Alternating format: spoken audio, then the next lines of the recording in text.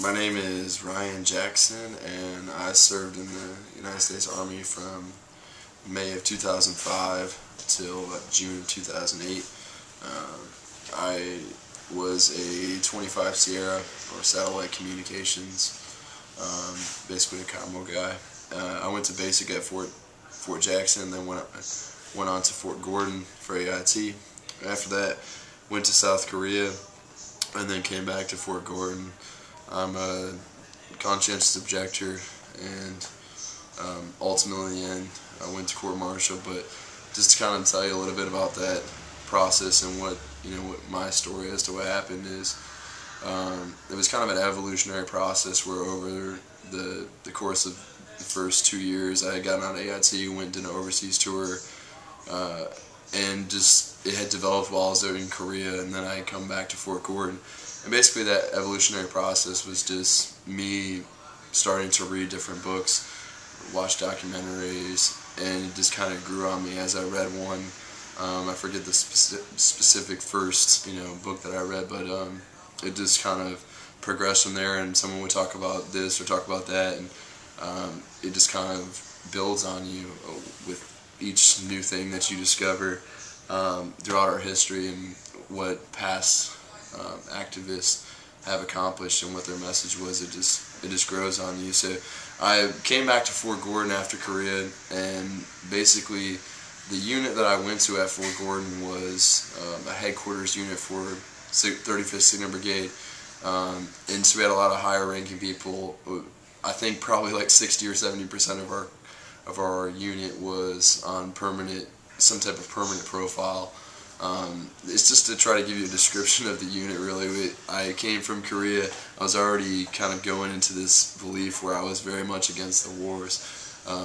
And now I was coming to a unit that, going from 2ID to a unit that was very low speed. We didn't, I think literally when we went on company runs, they would say profiles fall out and our company would shrink down to like 5 or 10 people.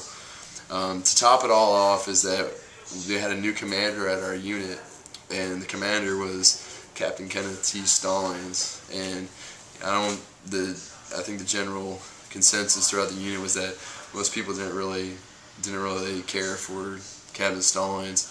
The thing that was interesting about him was that he was new to the unit, but he had a connection with me because he was my previous commander in Korea during my whole overseas tour.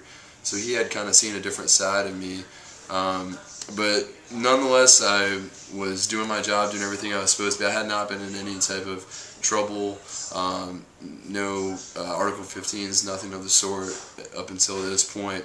And so I slowly started to tell my command and tell my section sergeant and superior officers of my beliefs, and that I wanted to, basically separate from the Army, and wanted to know how to do that and what the best possible way to do that was. Basically, I was saying that whatever it took, I was willing to do. And the command's response when they came back was literally, I signed a typical response. You signed a contract. You just basically said that you're going to defend the Constitution. You're going to serve the country, and they try to give you the whole patriot spiel with no regard for what I was saying or its moral or ethical value. So I did a lot of thinking, and I decided that I've seen a lot of people throughout the Army get discharged by administrative things, whether it be so many counselings for this or that. But I wasn't going to do anything major to try to go to jail or anything. I just wanted to give them enough information so that way they already know my beliefs, and that just gives them, if I don't care about the discharge, it just gives them the resources they need, because they're not allowed to do it without that paperwork. So I told them that I was going to create an administrative packet, and what I did was I started to just come into PT late.